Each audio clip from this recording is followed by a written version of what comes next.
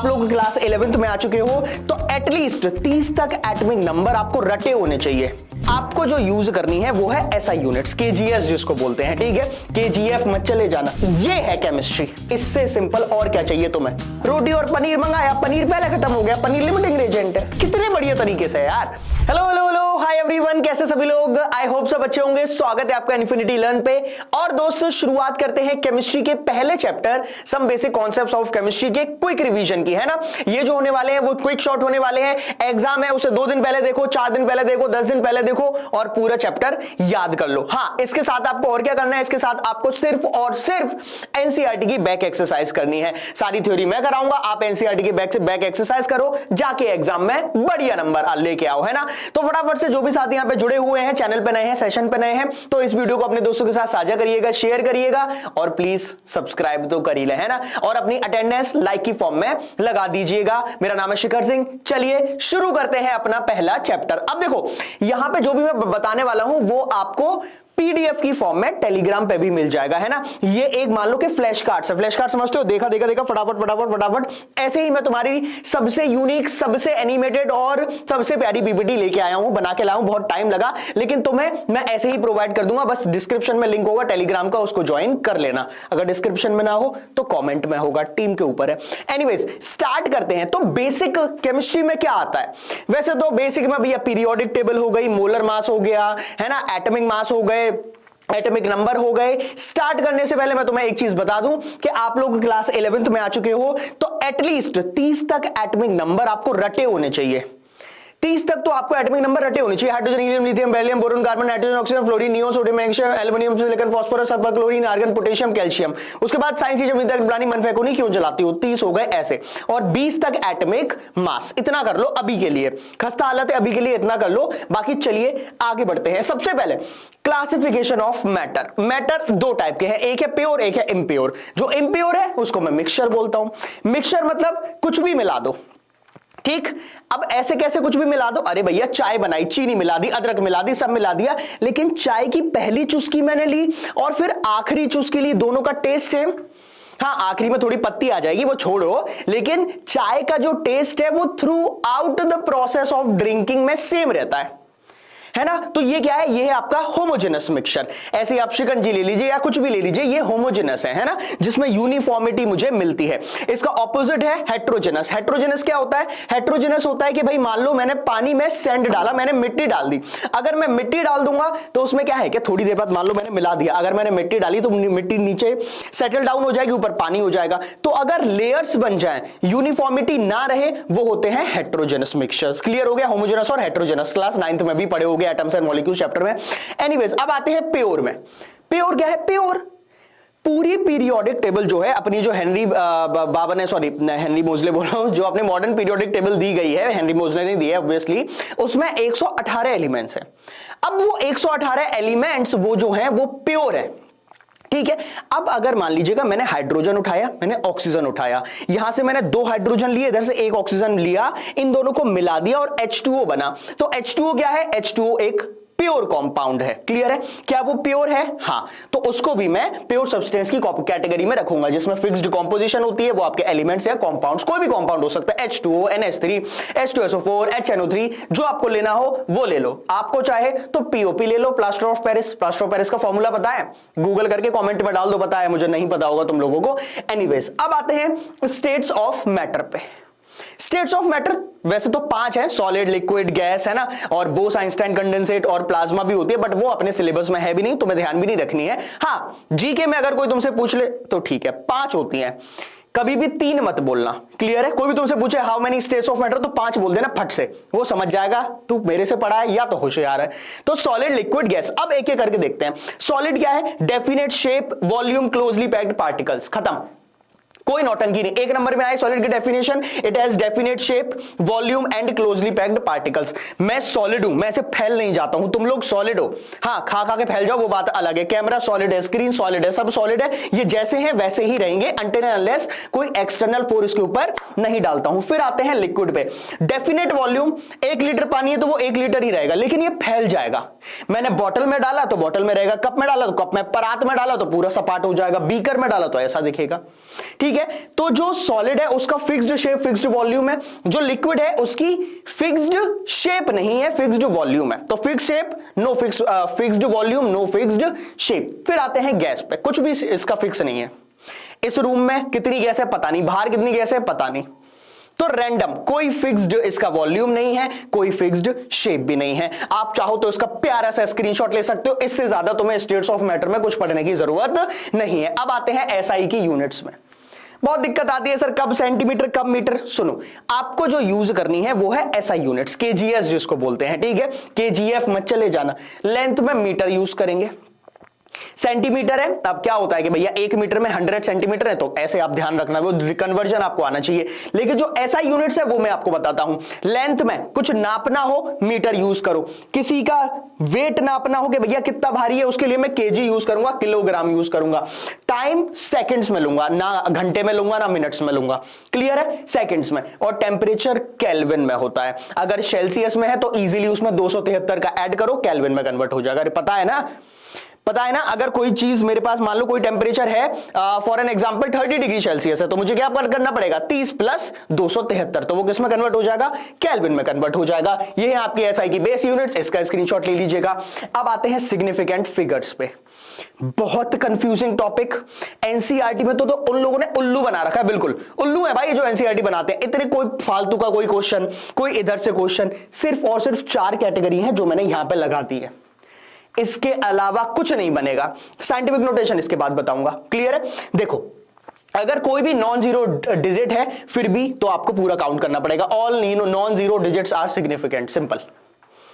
ये 4 ही रूल है बस, पूरी दुनिया इसी पे लाई करती है। सब लोग सिग्निफिकेंट फिगर में 2-2 घंटे लग रहे हैं। अरे भाई 4 रूल है, खत्म कर उसको, क्वेश्चन ही तो करने हैं। फिर क्वेश्चन का मैंने तुम्हें बता रखा है क्या करना है, ठीक है। All non zero digits are significant. उसके बाद 0 बिफोर नॉन जीरो। अब मान लो कि मेरे पास लिखा हुआ है 0.025, तो उसके सिग्निफिकेंट फिगर्स कितने हैं, 2 सिर्फ।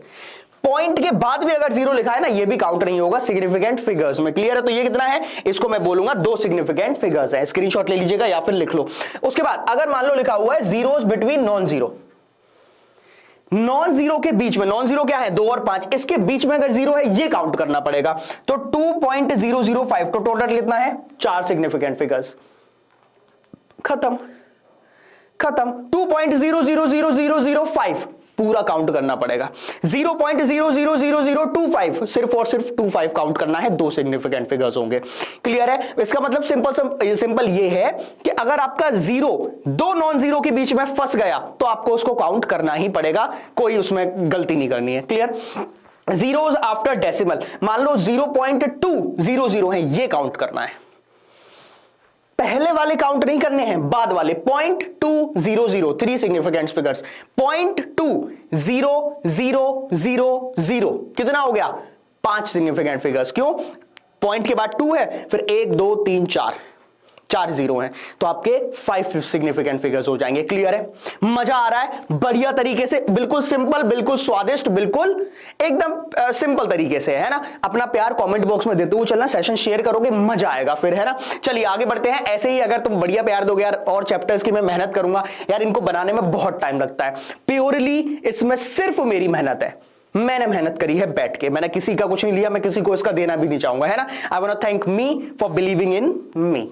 चलिए आगे बढ़ते हैं। उसके बाद laws of chemical combination, obviously laws पे आते हैं। अब लॉज बहुत इजी है देखना। सबसे पहला है कंजर्वेशन ऑफ मास, जिसको मैं लॉ ऑफ कंजर्वेशन ऑफ मास या फिर लोकॉम भी बोलता हूं। क्या बोलता हूं इसको, लोकॉम, law of conservation of mass. कुछ नहीं है, mass can neither be created nor be destroyed but can be transformed from one form to another form। Simple सा मतलब है कि जो मास ऑफ रिएक्टेंट है वही मास ऑफ प्रोडक्ट होना चाहिए। Matter cantt be created slash destroyed, simple. Flash cards quick revision में ऐसे ही मिलेगा।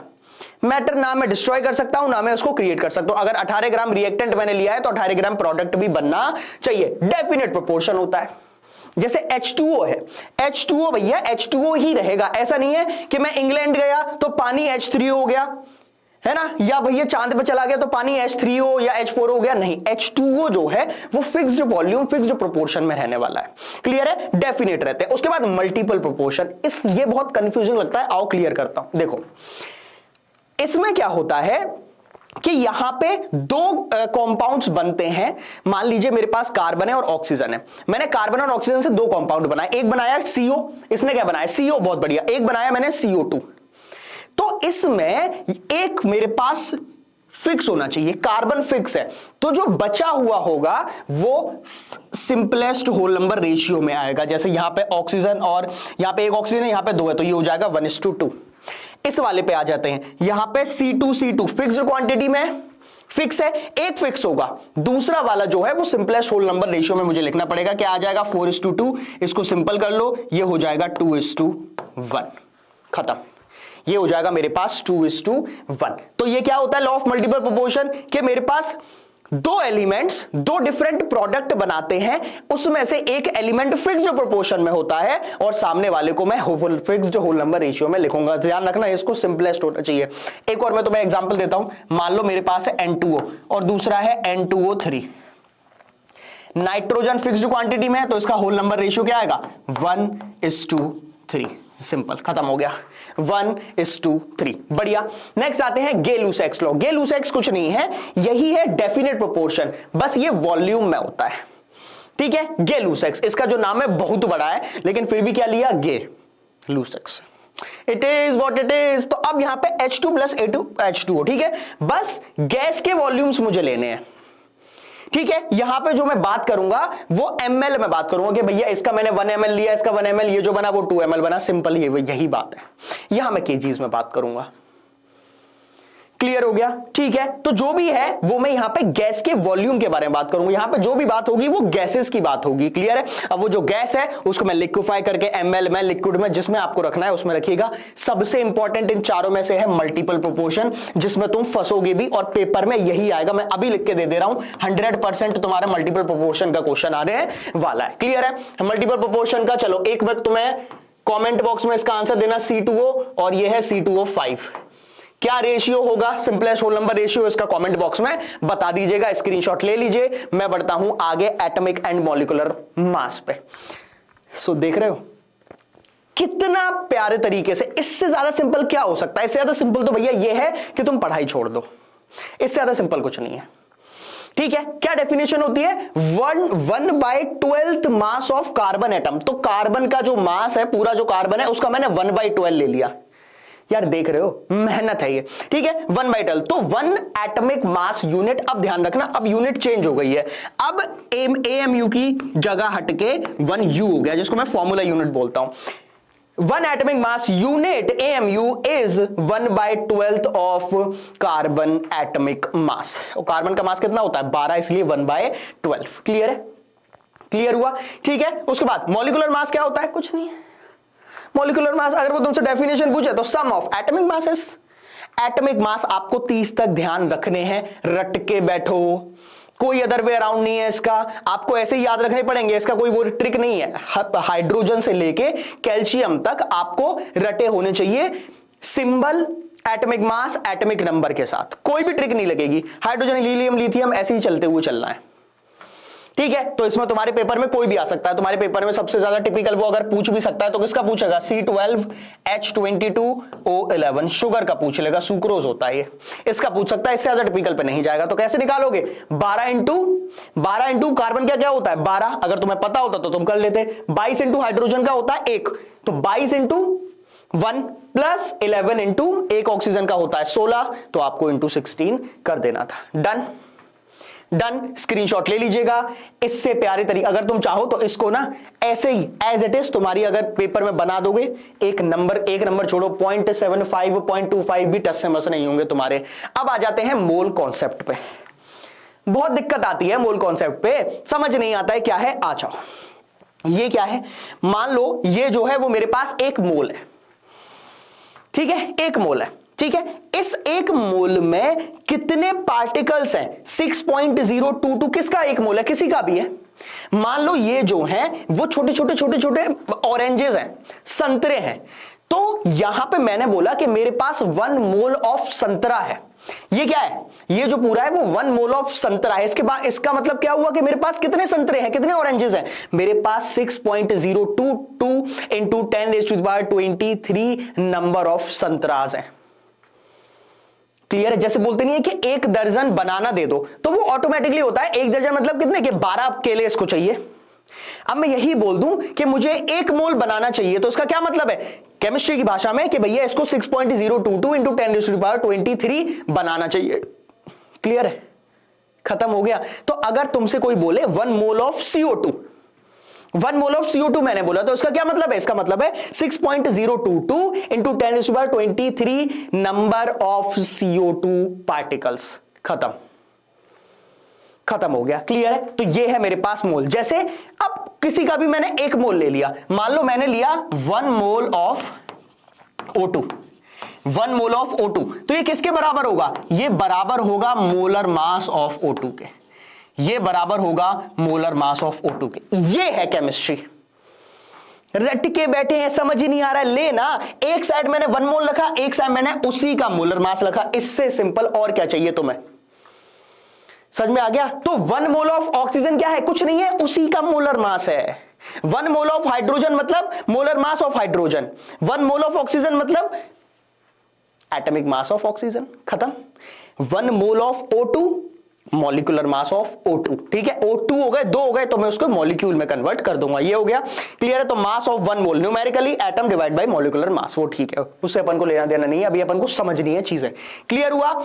What is a मोल, है ना? चलिए आगे बढ़ जाते हैं। अब आते हैं एक नॉर्मल से फॉर्मूलाज है। Mass percentage. मास परसेंटेज क्या है? कोई भी मेरे पास एलिमेंट है, मान लो मेरे पास 2 एलिमेंट है C1 और C2, मुझे इसका मास परसेंटेज निकालना है C1 का। तो मैं क्या करूंगा? मैं लिखूंगा ऊपर मास परसेंटेज ऑफ C1 या फिर यहां से अभी परसेंटेज हटा दो, mass of C1 divided by mass of C1 plus mass of C2, ये और यहां पे कर दो इनटू 100, तो परसेंटेज आ जाएगा। खत्म हो गया, मैटर क्लोज हो गया। ठीक है, मास परसेंटेज ऑफ C2 अगर निकालना है तो मैं 100 में से माइनस कर दूंगा। कर लोगे। इसके साथ एनसीईआरटी के बैक एक्सरसाइज वाले क्वेश्चन लगाने हैं और कुछ नहीं करना है। क्लियर? तो ये है मास परसेंट। मास परसेंट क्या है कि भैया टोटल में से मैंने कुछ मास का परसेंटेज निकाला कि इसमें कितना कंपाउंड मेरे पास प्रेजेंट है। ठीक है, बढ़िया। Use to check compound purity and composition. Compound की प्योरिटी चेक करी जाती है कि भैया इस पूरे कंपाउंड में मेरे पास C1 कितना प्रेजेंट है, इस पूरे कंपाउंड में मेरे पास C2 कितना प्रेजेंट है। अरे भैया तुमने चीनी और पानी दोनों मिला दिया, कितनी चीनी है, मास परसेंटेज से निकाल लूंगा।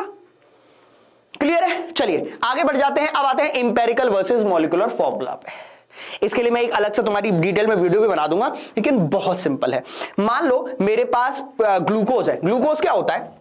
ग्लूकोज होता है C6H12O6। ध्यान से सुनना, यह है ग्लूकोज।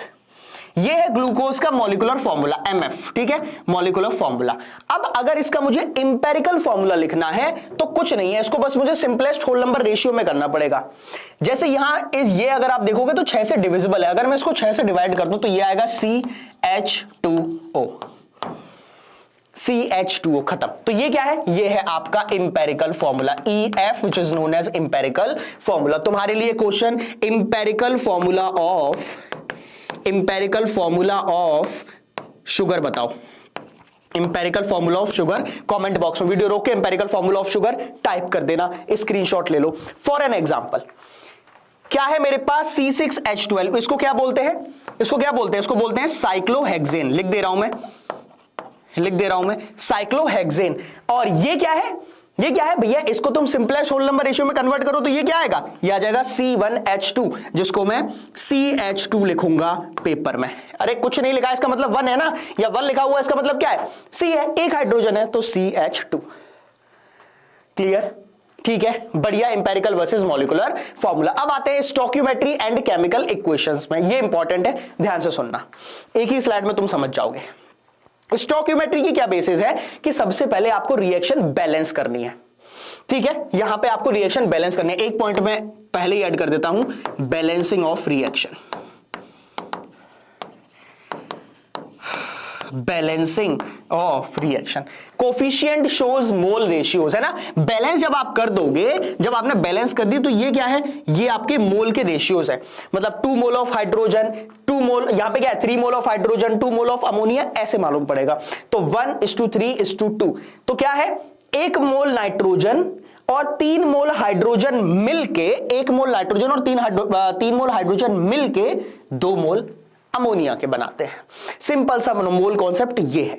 क्लियर हुआ? ठीक है, और ओवरऑल मास ऑफ रिएक्टेंट जो है वो मास ऑफ प्रोडक्ट के बराबर होना चाहिए, है ना। ये दो बार अमोनिया कौन लिख दिया, ये क्लियर, यहां तक क्लियर। अब आते हैं लिमिटिंग रिएजेंट में। लिमिटिंग रिएजेंट क्या होता है? जो कम क्वांटिटी में होता है, जो रिएक्शन में पहले ही खत्म हो जाता है। मान लो ये मेरे पास कोई कंपाउंड है ज्यादा क्वांटिटी में, है ना, और उसके बाद एक मैंने लिमिटिंग रिएजेंट लिया, रिएक्शन खत्म होने के बाद भी, जब रिएक्शन खत्म हो गई, ये फिर भी बच रहा है, देख रहे हो, ये फिर भी बच रहा है। अरे यार, मैंने दो के साथ रिएक्शन कराई, उसमें से एक रिएक्शन खत्म होने के बाद बचा हुआ, एक खत्म हो गया, तो जो खत्म हो जाता है, जो वैनिश हो जाता है, उसको मैं क्या बोलता हूं? ये है मेरे पास ये वाला लिमिटिंग रेजेंट हो गया, ये हो गया एक्सिस रेजेंट या एक्सिस रिएक्टेंट। ये क्या है? ये बना नया प्रोडक्ट, ये बना नया प्रोडक्ट। देखो मान लो ये है ए, ये है बी, इन दोनों को मिला के बना प्रोडक्ट ए बी, ठीक है, इन दोनों को मिला के ए बी बना, और जो बाकी बचा हुआ रिएक्टेंट है एक्सिस वाला, वो अलग आ जाएगा। तो रिएक्शन किसके अकॉर्डिंग चलेगी? जो लिमिटिंग रिएजेंट है उसके अकॉर्डिंग चलेगी। लिमिटिंग रिएजेंट का कॉन्सेप्ट क्लियर हुआ? ए और बी है, उसमें से जब रिएक्शन खत्म हो गई तो ए बचा हुआ है और बी पूरा खत्म हो गया, तो जो बी है वो लिमिटिंग रिएजेंट है, जो ए है वो एक्सिस रिएजेंट या एक्सिस रिएक्टेंट है। क्लियर? पूरा बढ़िया तरीके से कॉन्सेप्ट क्लियर करो कि एग्जैक्टली ये लिमिटिंग रिएजेंट है क्या।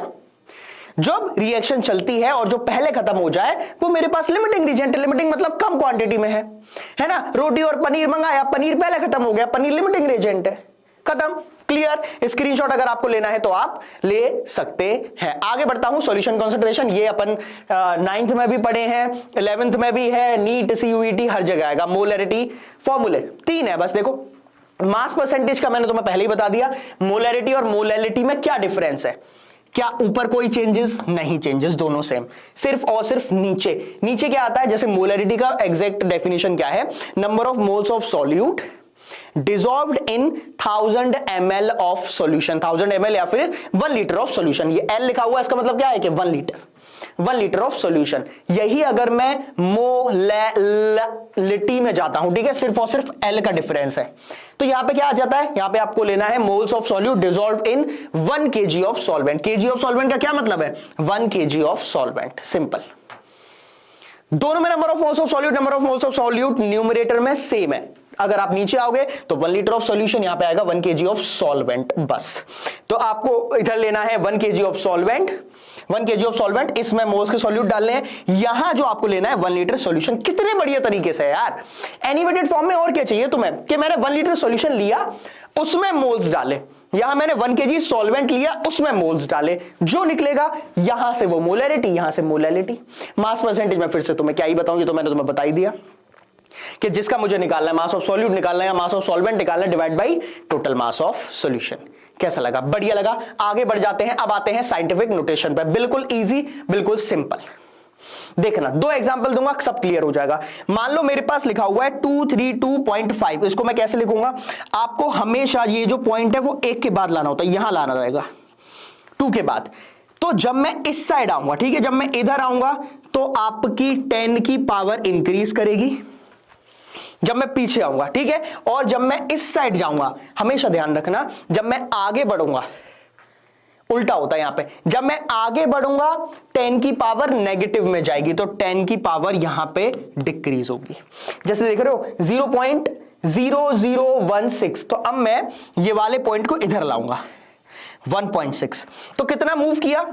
कितना मूव किया? -10 की पावर -1, 10 की पावर -2, ठीक है, और यहां पे आ जाएगा 10 की पावर -3, 1 2 3।